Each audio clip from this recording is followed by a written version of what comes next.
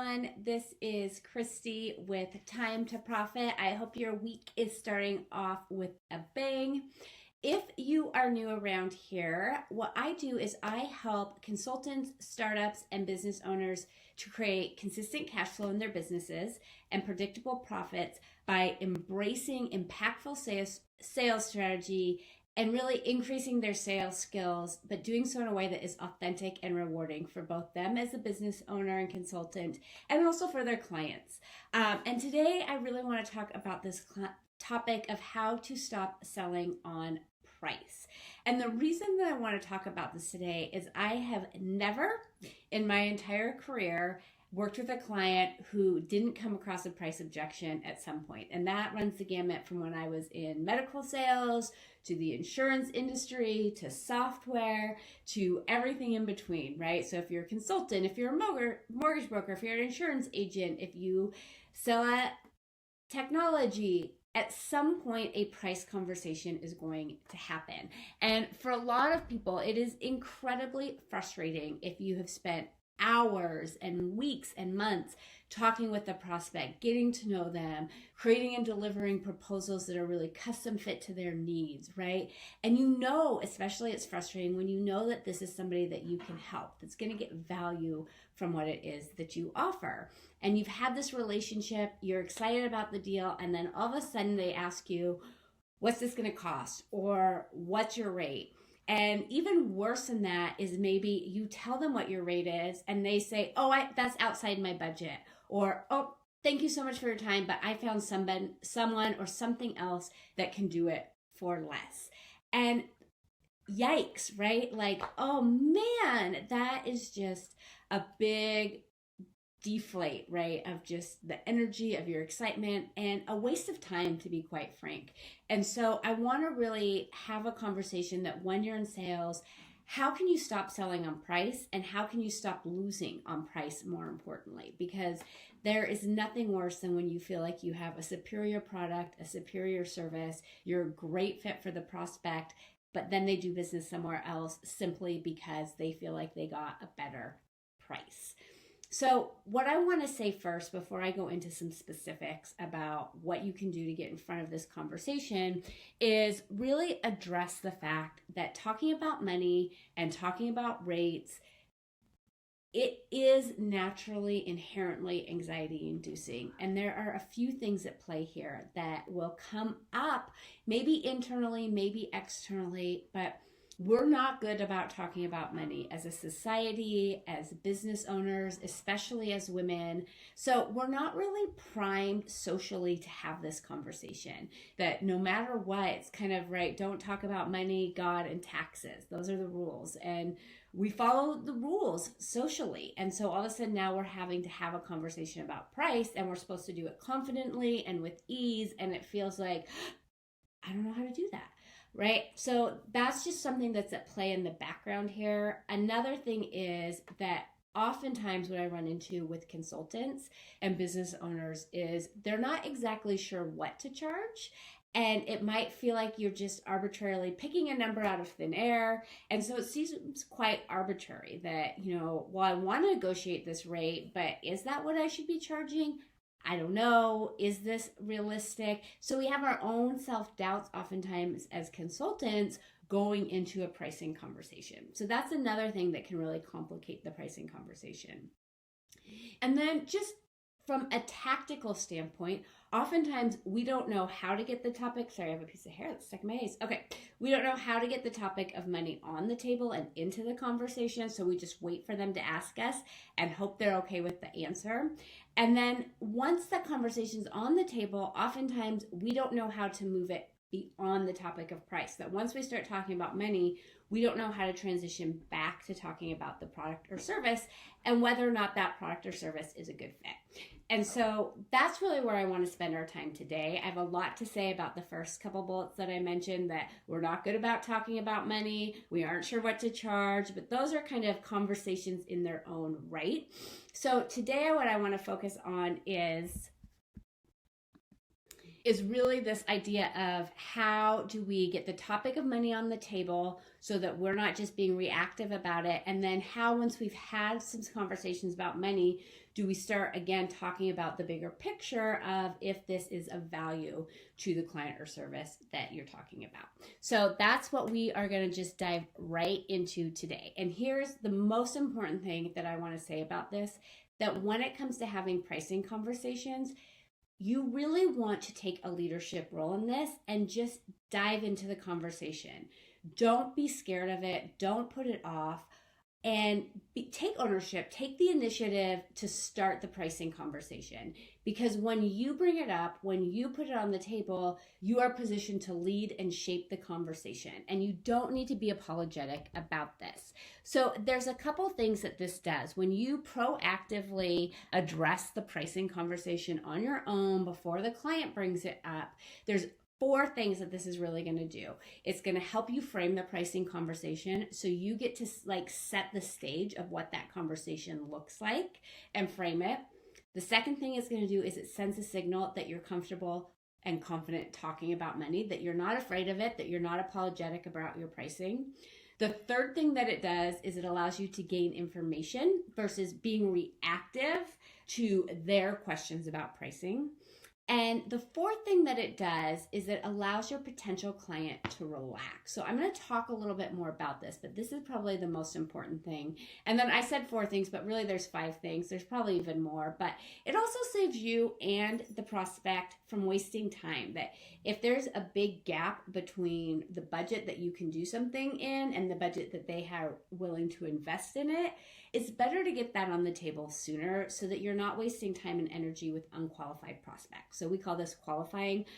I don't really like that, but it's more about checking for alignment and fit. And I always say the goal of any sales conversation should never be to convince somebody to buy, but that it should be to check for alignment and fit. And when there's alignment and fit, to make it easy for that person to buy. So this is true when it comes to pricing too. And so you want to have those alignment conversations on the front end, not 6 months after you've been talking to somebody and you find out that there maybe is a potential or there is no potential for them to do business with you anyways. So there's a lot of different schools of thought on this. And a lot of times people will say, well, once you sell them on value, price doesn't matter. And I disagree with that wholeheartedly. There are times when price absolutely will matter. When somebody either isn't willing to or does not have the budget to pay what makes sense for you as a business owner. And it's better to have that conversation up front. It is in service of the client, first and foremost, that there is nothing worse than getting your heart set on something, than being excited about it, and then finding out that you can't afford it or that buying it or purchasing it would put you in a bad financial state. We don't want to do that to our prospects. So let's get in front of it. Let's take leadership and let's initiate that pricing conversation on the front end. So the questions really that I get around this are, how do you bring it up and when do you bring it up? So first, let's talk about when do you bring it up. I always say as soon as possible. Now, that's not entirely true. You're not going to say, hi, I'm Christy. It's so nice to meet you. You need help with sales. What's your budget? Although there's nothing wrong with that. You might want to feel them out a little bit, learn a little bit more about why they're looking for help, what it is they're hoping to achieve. But in that initial conversation where you are doing a needs analysis, where you're really getting to know them and figure out if they're a good fit, sometimes you'll hear this referred to as a qualifying conversation. This is where it's the best opportunity to bring up pricing. So you want to do it sooner rather than later. And there's a couple reasons for this, but really the most important thing is put yourself in the shoes of your potential client, or when you purchase something that you are often thinking, how much is this going to cost? Can I afford this? Is this going to work for me? And so if the client's thinking about those things, they're not really going to be able to be present when you're talking about all the great things that your product or service does. Your potential client is always thinking about, is this what I need? Will this work for me? Can I afford it? And is this the right person to deliver it? And if they're thinking about the can I afford it question, they're not going to be present to really discern if it's what they need, if they believe it'll work for them, and if you're the right person to deliver it. So really, when you can address that question on the front end, it helps put them at ease that this is at least on the table. We're having some conversations, so I can pay attention to these other things that are really important. You want to eliminate uncertainty because uncertainty really creates a fight, flight, or freeze response. This is not a great place for people to make decisions.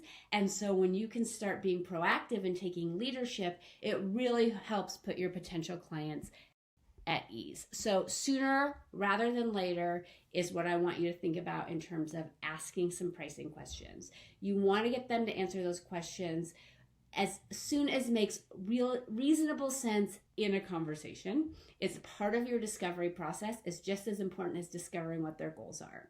So the second part of this then is, how do you bring it up? So we've already decided when is as soon as possible in the sales process.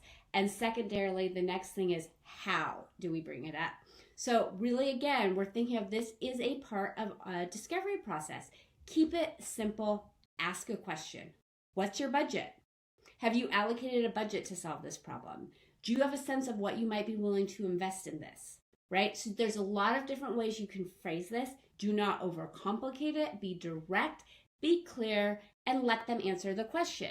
I do want to say this, that when you ask them a question, what is your budget? Do you have a sense of what you're thinking that you want to spend to solve this problem? That the answer that they give you isn't the final answer. I have known many consultants, including myself, who have asked this question. The prospective client has come back with an answer, and the scope of work that ended up being done for that client was much larger than what the initial budget was. But it just gives you a sense of where they're initially at. It puts pricing on the table. You can figure out, like, do we think that there might be a sweet spot where it's a win-win for everybody involved? So again, we're just going to ask a simple question during the discovery process. What's your budget? Have you allocated a budget for this? Do you have a sense of what you might be willing to invest in this? And then this is the important part, is that when they answer that question, just give them a minute. Let them say yes. Don't just jump right in. Say yes. Let there be a moment of silence. Count to 5, 1001, 1002, 1003. More often than not, if you pause, they're going to tell you what that budget is. So just give them the opportunity to volunteer that information. If they don't, then you can go back and ask them, do you have a sense of, so if they just say, yes, I have a budget for this, and you give that awkward pause, and then they still don't deliver anything, do you mind if I ask what that budget is? And if they say, I'm not willing to disclose that, okay, that's fine. Do you have a sense of what the range is? I just want to make sure that we're kind of in the same ballpark here. The more at ease you are with this and the more informal you make it, the easier it is for your clients or prospective clients to answer this. It doesn't have to be this big, heavy, crazy negotiation. So this is another way that this might sound. Okay, it sounds like you're looking for someone who can help you grow your company's social media presence and following and some more engagement. It looks like you've tried to solve that problem internally by having some team members tackle it, but you're not really making significant progress, maybe just picking up a couple followers a week. Is there anything else that I'm missing on this? It sounds like this is a big growth opportunity for your company. Am I missing anything else? Okay, let them answer. And then if they say no, okay, have you determined how much you can invest in creating that following? Right? Again, keep it super simple. It's just a natural progression of questions here. So I'm just scrolling down to make sure I don't miss anything. Okay, so then here is something that's really important, is once they answer that and you have a sense of a range or a number, you want to bring it straight back to a value conversation. You don't want to sit there and be talking about pricing at this part in the conversation. You're not in negotiation. You're just having an initial pricing conversation on the front end. And so where people get stuck is once they ask that question, they start going into negotiation or feeling like they have to really have a bigger conversation. But you might just say something like, okay, great. So what's your sense then of how having a bigger, more engaged following will impact your company as a whole? So notice again, now I'm getting them thinking immediately again about how this is going to help me. So we've had the pricing conversation. I started thinking about what it is that I'm going to invest, and then I start envisioning the future. So we want to really help the client get that pricing conversation on the table on the front end, and then really come back to the fact that this is of a bigger picture, that this is the value that we're creating. And then if they're way off on their budget and say they're going to say, oh, I want to spend $100 a month for a social media manager. Okay, well, you've just shared that this is really important to the company's fundamental growth goals, and this is why. So what do you think that would add to the bottom line in that if you were able to achieve these goals? Do you really feel like that's the appropriate investment amount? You can have some hard conversations around pricing. If there's a big gap, there's a time for that later on. But right now, what I want you to focus on is building the skill of asking, what's your budget? Have you allocated a budget? If so, what is that? Okay, great. And then how do you think solving this problem is going to help you? So asking the budget question, transition to value. That's the most important thing that I want you to think about. Okay, so here is what I want you to do with this information is I want you to actually go find someone. It can be a family member, it can be a friend, it can be a mentor, it can be someone in a networking group that you really like, but I want you to practice saying these questions out loud, because there's something different when we're talking about money. Remember all those things I talked about that are happening in the background, that it sounds simple. When you go to do it, you're going to have a visceral response to it. And so you want to get that out of the way in a practice environment. So find somebody that you can trust and just practice asking them, what is their budget? And then transitioning to a benefit. Say it out loud at least a few times. So practice on someone who's not a lead, who's not a potential client. And then after you've practiced it, I want you to take a Post-it and put it somewhere where you will see it as you're getting ready to prepare to do your discovery sessions, your initial conversations with prospects. Remember to ask about budget, ask about budget, ask about budget, right? You've got to make this a habit because it likely isn't going to feel natural. And when things don't feel natural and we haven't done it, it's easy to forget about them. And if you forget about it, it's okay. You can revisit it and do it again, but set yourself up for success in terms of making this a habit. Once it starts to feel like a habit, that awkwardness that you feel is going to dissipate. And you're going to be like, I can't believe I used to feel weird asking that question. It's just a simple question, but you're going to have to do it a few times before you get there. So again, go find a friend, say it out loud, practice, and then put on a Post-it somewhere that you'll see to remember to ask about the budget. If you want more tools to help you find and if you want more tools to help you find and win more of your dream clients and create more consistent cash flow and predictable profits in your business, my camera totally just fell. That's so funny. Okay.